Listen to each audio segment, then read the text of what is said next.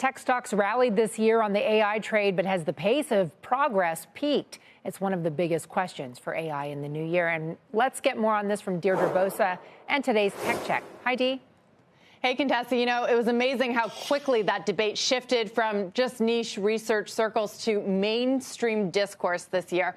It will have major implications for the AI trade next year. Already, we've seen strategies emerge from the big players. They spent much of December rushing to ship as many products and demos as they could, prove use cases for their LLMs. There was OpenAI's 12 days of shipments, Apple Intelligence hit devices, Microsoft shipped agents, and Google had at least 10 releases. But that is just the beginning. In 2025, a new AI paradigm that values use cases over technological leaps that will shift the entire landscape, and it could upend the current winners and darlings of the trade right now. Now, key to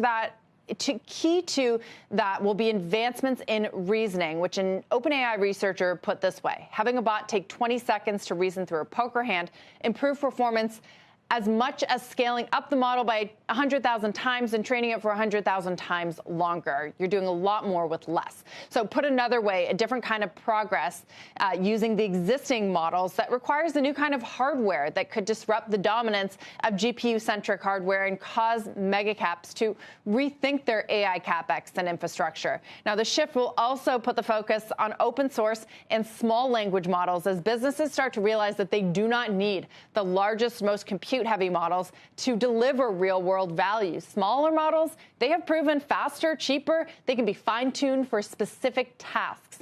Open source models, meanwhile, they're also becoming more attractive because they're affordable and accessible, and they also potentially scale better. Now, yesterday we discussed China's DeepSeek model that competes with some of the most advanced Western models. It was built for a fraction of the cost in a fraction of a time. That development alone, Contessa, is going to have huge implications for the AI trade next year.